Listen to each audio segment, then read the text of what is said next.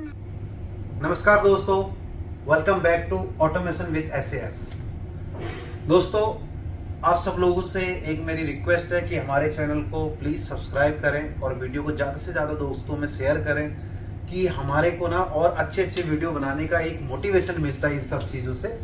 तो ये मेरी एक आप लोगों से रिक्वेस्ट रहेगी कि ज़्यादा से ज़्यादा लोगों को शेयर करें। जिस टॉपिक पे वीडियो लेके आए हैं वो बिल्कुल एकदम बेसिक टॉपिक है। बेसिक टॉपिक मतलब आप देखोगे कि ज़्यादातर वीडियोस जितने भी आपको ऑटोमेशन से रिलेटेड यूट्यूब पे मिलेंगे उसमें ज़्यादातर जो है ड्राइव के बारे में सारे लोग बात करते हैं या PLC सर्वो ऑटोमेशन के बारे में, मगर एकदम बेसिक पे बहुत कम ही लोग बात करते हैं। बेसिक पे मैं आज आपको जो टॉपिक लेके आया हूँ, what is AC drive, AC drive है क्या, वर्किंग ऑफ VFD ड्राइव का वर्किंग क्या है, बेनिफिट ऑफ इन्वर्टर इसके फायदे क्या है, एप्लीकेशन ऑफ VFD ये लगता कहाँ है। तो अब दोस्तों आप लोगों ने एक चीज नोटिस करी इस चारों लाइनों में, जो AC ड्राइव, VFD, इन्वर्टर और VVFD मैंने ये वर्ड यूज किए हैं, ये सब अलग अलग क्यों हैं? बेसिकली ये जितने भी चारों के चारों नाम है ना, या आप AC ड्राइव बोलो, चाहे VFD बोलो, चाहे इन्वर्टर बोलो, चाहे VVFD बोलो, ये सब AC ड्राइव के ही नाम है। इतने नामों से इसको लोग मार्केट में बोलते हैं। ज्यादातर हमारे इंडिया में लोग AC ड्राइव और VFD ये दो वर्ड यूज करते हैं। चाइना में ज्यादातर जितने भी चाइनीज लोग हैं ना वो उसको इन्वर्टर बोलते हैं, और जापानीज जितने लोग हैं ना ज्यादातर वो इसको VVFD और इन्वर्टर दोनों यूज। तो दोस्तों अभी तक हमने AC ड्राइव क्या उसके बारे में समझ लिया। अब सिंपल भाषा में इसके वर्किंग समझता हूँ। देखो, वर्किंग बहुत लंबा है, अगर मैं पूरे डीप में जाऊंगा तो मुझे बहुत सारी चीजें समझानी पड़ेगी और वीडियो बहुत लंबी हो जाएगी।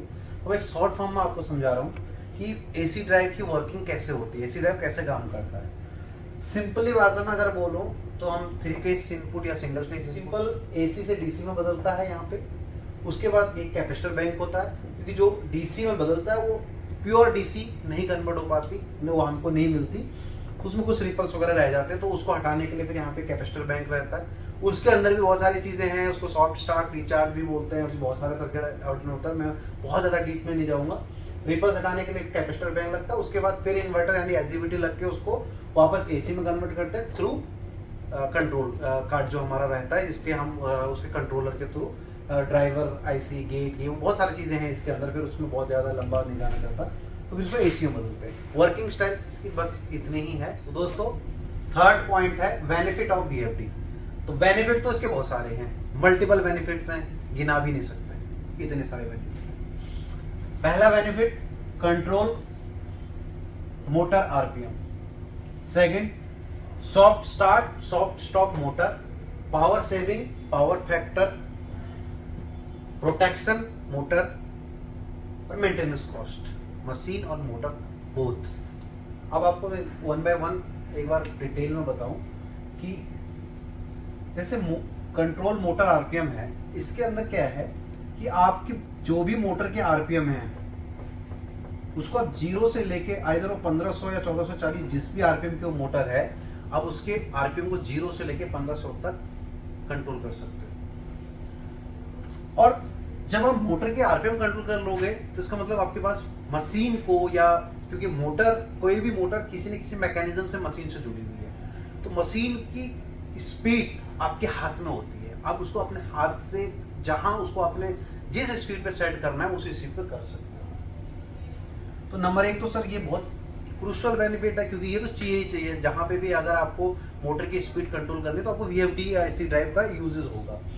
दूसरा soft start and soft stop motor, क्योंकि जब बड़ी बड़ी मोटरें होती हैं अगर आप उनको डायरेक्ट पावर देंगे और डायरेक्ट 1440 पे घूमेगी तो बहुत तेजी से उसमें झटका आता है, जो कि मैकेनिकली या इलेक्ट्रिकली बहुत नुकसान है। क्योंकि अगर झटका आएगा तो एकदम से पीछे से पावर जो है करंट एकदम खींचेगा, और झटके में चलेगा तो एकदम मोटर के मैकेनिकल जो भी आगे मैकेनिकली पार्ट्स लगे हैं, गियर बॉक्स या जो भी चीजें आगे उसमें अटैच हैं, वो सब टूटने के चांसेस बहुत ज्यादा रहते हैं। और इसी वजह से जब ये मोटर के आरपीएम को कंट्रोल करता है तो साथ साथ में मोटर को सॉफ्टली स्टार्ट भी करता है। अब इसमें जो भी आप जहां तक भी आपने मोटर को ले जाना है, सपोज करो 1500 आरपीएम तक ले जाना है जीरो से, तो यहाँ तक पहुंचने का जो टाइम है जिसे एक्सीलरेशन टाइम कहते हैं वो, और डी एक्सीलरेशन उसको नीचे लाने, सॉफ्टली नीचे लाना, वो दोनों आरपीएम वो जो टाइम है वो आपके हाथ में होता है। वो थ्रू पैरामीटर आप उसको सेटिंग कर सकते हो। क्योंकि आपका मोटर अब कंट्रोल हो रहा है आपके ड्राइव से, और उसके सॉफ्ट स्टार्ट और सॉफ्ट स्टॉप भी हो रहा है, तो ये सीधा सीधा इसका सीधा बेनिफिट आपका देखिए, अगर सब ये सब चीजें होंगी ना तो मेंटेनेंस कॉस्ट बचेगी। क्यों? क्योंकि ना हमारा मशीन में कोई तोड़ फोड़ हो रही है, ना हमारी पावर में पीछे से कोई बहुत ज़्यादा करंट फ्लो कर रहा है, तो उससे हमारा पावर सेविंग भी हो रहा है। पावर सेविंग भी इसमें ऑटोमेटिक है। अब पावर सेविंग क्या है कि जब आपका 100 HP की एक मोटर फॉर एग्जांपल लेते हैं, 100 HP का एक मोटर को अगर सडनली स्टार्ट करें तो बहुत तगड़ा वाला जर्क लोड आता है, इनिशियल करंट फ्लो खींचता है। जब वो इनिशियल करंट आपका कंट्रोल हो गया, बहुत सॉफ्टली मोटर चल रही है, तो आपका पावर में बहुत ज्यादा उसकी सेविंग मिलती है। साथ में पावर फैक्टर, क्योंकि ड्राइव अपने आप में पावर फैक्टर है, वीएफडी अपने आप में पावर फैक्टर, क्योंकि इसके अंदर ऑलरेडी एक बहुत बड़ा कैपेसिटर बैंक है। तो क्योंकि पावर फैक्टर का भी ये उस पर्टिकुलर मोटर के लिए, उस पर्टिकुलर मोटर पे आने वाला जितना भी पावर फैक्टर है, जो हिस्टेरेसिस करंट है, वो सब ये होने नहीं देगा। तो इसके साथ साथ आप जो है प्रोटेक्शन, क्योंकि आपकी मोटर चाहे वो कितनी भी एचपी की हो, हमारे लिए मोटर को प्रोटेक्ट करना बहुत जरूरी है। मोटर अगर प्रोटेक्ट रहेगी तो हमारा आगे सारा मेंटेनेंस कॉस्ट, पावर सेविंग, ये सब तभी आगे रहेगा। और मोटर का प्रोटेक्शन कैसे, अभी प्रोटेक्शन कैसे करेगा, क्योंकि इसके आउटपुट में ना से करंट सेंसर लगे हुए हैं, तो करंट सेंसर से पूरे मोटर को मेजर करता है कि मोटर लोड कितनी ले रही है, कितना एम्पियर उसमें लोड जा रहा है, कितना उसका टेम्परेचर चल रहा है, क्या उसके आरपीएम चल रहे हैं, क्या उसकी स्पीड चल रही है। तो उससे हमारे को मोटर के रेगुलर फीडबैक मिलता रहता है ड्राइव को।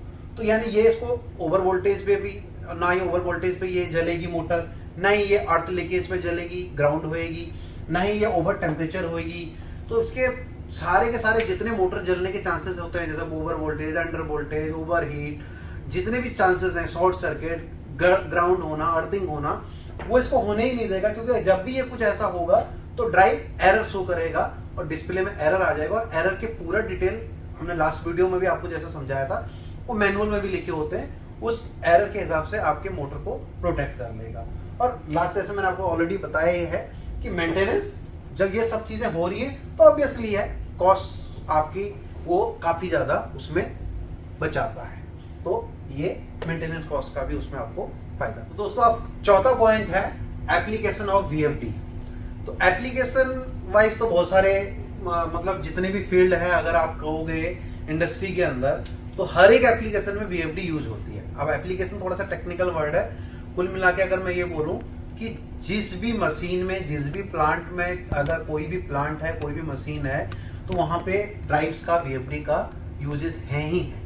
अब कैसे, और बेसिक जो मैं मोटा 4-5 आपको यहाँ पे अभी बताऊंगा, उसमें कैसे कैसे होता है, बस सिंपल वो बताऊंगा। वैसे आप ये समझ लीजिए कि अगर आपको कोई भी चीज, कोई भी मशीन जहाँ पे मोटर लगी है और उसको कंट्रोल करना है या कुछ भी उसका है, तो उसके वहां पे उस एप्लीकेशन पे या उस जगह पे हमारी वीएफडी यूज होगी।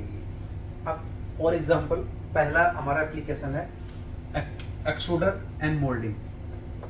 अब एक्सट्रूजन एप्लीकेशन क्या है? एक्सट्रूजन एप्लीकेशन कोई भी प्लास्टिक से रिलेटेड जो भी इंडस्ट्री है, वहां पे हमारे पर ज्यादातर, अब हम जो भी घरों में चीजें यूज करते हैं, चाहे वो हम पाइप यूज करते हों, चाहे वो हम कोई आजकल प्लास्टिक के डोर आ रहे हैं, दरवाजे आ रहे हैं, खिलौने आ रहे हैं, कोई भी बोतल वगैरह कुछ भी, तो ये जितने भी एप्लीकेशन हैं, ये सब के सब एक्सट्रूजन एप्लीकेशन या मोल्डिंग एप्लीकेशन से ही हमारे बनते हैं। इसमें होता क्या है कि अगर हमारा कोई भी, हम एक बोतल बना रहे हैं, तो एक बोतल की ना एक डाई होती है, उस डाई के एक शेप बना होता है बोतल का, मोल्ड कहते हैं उसको। उस मोल्ड के हिसाब से ही हमारे को प्लास्टिक आके उसमें उस मोल्ड में जाता है और फिर वो शेप लेता है। उसी हिसाब से हमारा एक पाइप बनता है, तो पाइप भी अगर हमारा एक बनेगा, उसका एक डाई होता है। अब उस पाइप के भी अलग अलग साइजेस होते हैं, पतले से लेके मोटे तक, सारे साइजेस होते हैं। तो उस कंडीशन में भी क्या होता है कि डाई के अकॉर्डिंग पीछे से मटेरियल आना चाहिए। अगर वो मटेरियल ज़्यादा स्पीड में आ रहा है या कम स्पीड में आ रहा है तो वहां पे हमारा वो शेप प्रॉपर नहीं आ पाएगा। और दूसरा क्या है कि प्रोडक्शन, यानी जिस स्पीड से माल निकलना चाहिए बाहर, वो स्पीड भी अगर नहीं मैच हुआ तो कंपनी चलाने वाला जो भी ओनर होगा उसको बहुत सारे नुकसान होंगे। तो ये जो हमारा पहला है एक्सट्रूजन एंड मोल्डिंग, ये हमारा यहाँ पे यूज होता है। दूसरा है हमारा सेकंड पार्ट HVAC। अब HVAC में क्या है, ये बेसिकली टेम्परेचर। जितने भी आप मॉल में गए हो ना, आप कभी भी मॉल जाते हो, शॉपिंग मॉल, बड़े बड़े सिनेमा हॉल, जहाँ पे भी आप देखते हो वहाँ पे कोई भी एसी नहीं होता, वहाँ पे सेंट्रलाइज एसी होता है। और जो सेंट्रलाइज एसी होता है ना, वो सारा का सारा कंट्रोल, उसको हमारे लैंग्वेज में, हमारे एप्लीकेशन में HVAC एप्लीकेशन बोलते हैं, हीटिंग वेंटिलेशन एयर कंडीशन। तो HVAC में क्या होता है, HVAC के अंदर आपका जितने भी मोटरें हैं बड़ी बड़ी, अगर आप फॉर एग्जांपल अगर हमारे को एक टेम्परेचर हमने सेट किया हुआ है कहीं पे किसी मॉल के अंदर, और उस टेम्परेचर को हमने पहुंचना है उस टेम्परेचर तक, तो हमारे को शुरू में तो काफी तेज मोटर चलानी पड़ेगी, पर धीरे धीरे वो टेम्परेचर रीच करेगा तो फिर हमारे को वहां पे इसको कट ऑफ भी करना है। तो यहाँ पे कंप्रेसर तो है नहीं कि उसको कट ऑफ कर देगा, तो वो मोटर की स्पीड को कंट्रोल करते हैं वहां पे। और मोटर की स्पीड जैसे जैसे कंट्रोल होएगी वैसे वैसे टेम्परेचर भी मेंटेन होगा। फिर लोग हैं और ज्यादा मॉल के अंदर आएंगी तो गर्मी बढ़ेगी, तो फिर ज्यादा स्पीड बढ़ेगी। तो हमारे ड्राइव पे जैसे हमने आपको बताया कि स्पीड कंट्रोल बहुत बेसिक काम है। तो इन एप्लीकेशन में वेंटिलेशन है, अगर कहीं से बाहर निकालनी है, कोई अंदर का सफोकेशन वाला जो सिस्टम बना हुआ है उसको वेंटिलेशन का लिए बाहर करना है, तो वहां पे भी मोटर की स्पीड कंट्रोल करनी होती है। और हीटिंग, और जब बहुत ज्यादा ठंड हो जाता है तो वहां पे भी जब हीट अंदर देनी होती है तो गर्म हवा, तो उसको भी ब्लोअर के थ्रू डालते हैं, और वो सब का सब ड्राइव से कंट्रोल होता है। नेक्स्ट है जी कन्वेयर एंड ट्रेडमिल। कन्वेयर और ट्रेडमिल तो बहुत कॉमन एप्लीकेशन है, तो सब ट्रेडमिल तो हर कोई जानता होगा। जिम में ट्रेडमिल में सभी लोग जाते हैं। जब जिम में आप ट्रेडमिल में भागते हो ना, तो आप एक बार भी फुल स्पीड में नहीं भागते हो। अगर ट्रेडमिल फुल स्पीड में भागोगे तो आप क्या उसमें भाग जाओगे? कभी भी पॉसिबल ही नहीं है, गिर जाएंगे नीचे हम लोग। तो हम क्या करते हैं, पहले ट्रेडमिल में चढ़ते हैं, फिर एक स्टार्ट करके धीरे धीरे उसकी स्पीड को राइज अप करते हैं, और जब स्पीड को उसको बढ़ाते हैं तो धीरे धीरे फिर हमारी बॉडी, हम जैसे जैसे स्पीड में आती है वैसे वैसे स्पीड को एडजस्ट करते हैं। और उस कंडीशन में क्या होता है कि हमारी वही सेम कंडीशन हो रही है, हमको मोटर की स्पीड कंट्रोल करनी पड़ रही है, और वो कैसे होगी? ड्राइव से। तो ट्रेडमिल में भी ड्राइव लगी रहती है, ये आप एक चीज ध्यान रख लेना कभी भी। और कन्वेयर, किसी भी मटेरियल को अगर इस जगह से इस जगह ले जाना हो, कभी आप अगर मेट्रो वगैरह में गए हो, या मेट्रो में तो बहुत कम है, एयरपोर्ट में बहुत ज्यादा होता है, कन्वेयर चेन लगी रहती है जिसमें हमारा लगेज आता है अंदर से, उसमें भी ड्राइव होती है। आपने उसमें देखा होगा जो बेल्ट चलती है, उस बेल्ट पे ड्राइव लगी होती है। तो वो जो कन्वेयर बेल्ट चल रही है ना, इस जगह से दूसरी जगह तक लेके आ रहा है, तो वो जो धीरे धीरे कन्वेयर बेल्ट चल रही है उसमें भी एसी ड्राइव लगता है, उसकी भी स्पीड वो कंट्रोल करता है अपने हिसाब से। तो कन्वेयर हो गया, ट्रेडमिल हो गया। नेक्स्ट लिफ्ट और क्रेन। ये तो कॉमन ही, लिफ्ट हर कोई यूज करता है। क्रेन ज्यादातर प्लांट्स में, फैक्ट्रीज में लगे होते हैं। अब लिफ्ट में तो आपको सबको पता है, हमको अगर एक जगह से दूसरी जगह जाना है, इधर ऊपर से नीचे से ऊपर जाना है या ऊपर से नीचे आना है, तो हम लिफ्ट का यूज करते हैं। अब आपने कभी सोचा, एक बार सोच के देखिए कि अगर ड्राइव से नहीं होती और हम लोग लिफ्ट के अंदर जाते और बटन दबाते और सीधा ढक से सीधा ऊपर जाता, तो कितना बड़ा झटका आता हम लोगों को। ये हम लोगों ने कभी सोचा इसके बारे में, ये कैसे कंट्रोल होता है? इसमें भी ड्राइव लगती है। तो इसमें ड्राइव इसीलिए लगती है, जो सॉफ्ट स्टार्ट अभी हमने पीछे डिस्कस किया था ना, धीरे से ये उठता है, एक्सीलेट करता है, और फिर बीच में अपनी स्पीड राइज अप करता है, और फिर धीरे से ऊपर जाता है। यानी अगर एक पॉइंट, दो सेट पॉइंट है इसके, यहाँ से ऊपर जाने का और यहाँ पे रुकने का, तो ये इन यहाँ से लेके यहाँ तक बिल्कुल स्लोली स्पीड में जाएगा, और बीच में अपनी स्पीड बढ़ा देगा, और जैसे पहुंचने वाला होगा फिर अपनी स्पीड कम कर देगा। और यही तरह आपने सेम चीजें देखी होंगी जब आप ट्रॉली में बैठे होंगे। कभी आपने कभी अगर गए हो तो ट्रॉली एप्लीकेशन में भी ये चीजें आपने देखी होगी, वहां पे भी स्लोली उठता है, फिर बीच में स्पीड बढ़ जाती है, और फिर धीरे से अंदर जाता है, वहां पे भी स्पीड कंट्रोल करता है। तो उसमें भी ड्राइव यूज होता है। और क्रेन एज यूजुअल किसी फैक्ट्री में, कोई प्लांट में, कोई चारों कोने पे क्रेन का भी सेम एप्लीकेशन है। हमको मटेरियल को उठा के किसी दूसरी जगह ले जाना है और वहां फिर उसको रखना है।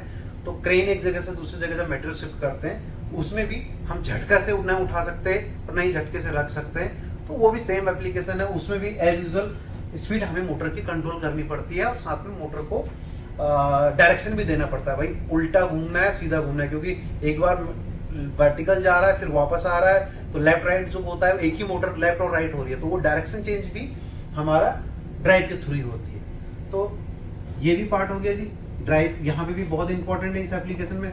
ये मेजर एप्लीकेशन ही डिस्कस कर रहे हैं आपके साथ। प्रिंटिंग और पैकेजिंग, यहाँ पे भी वही सिस्टम है जी। प्रिंटिंग और पैकेजिंग में ना बहुत, इसमें तो इतना सारा लंबा ये है कि हम इसमें एक नेक्स्ट वीडियो ही बन सकती है एक पूरी। इस पे वाइंडर अनवाइंडर, ये वाइंडर अनवाइंडर जो है ना, ये इसके ऊपर एक वीडियो बनाएंगे कभी हम आगे। लेकिन एक बहुत बड़ा रोल, उस रोल को प्रिंट करके दूसरी तरफ वापस रोल करना। अब उसके अंदर भी आपने देखा होगा कि अब कभी आप हल्दीराम के नमकीन, कुरकुरे, चिप्स जो भी खाते हैं, अपने पाउचिंग देखा कितने प्रिंट कहाँ एकदम बिल्कुल मैच करता है।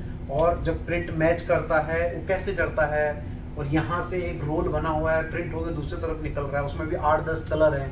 तो वो उस एप्लीकेशन में अगर मोटर की स्पीड कंट्रोल नहीं होएगी और वाइंडर अनवाइंडर प्रॉपर तरीके से काम नहीं करेंगे तो ये कभी भी ये सक्सेस नहीं हो सकता। तो यहाँ पे भी ड्राइव लगती है।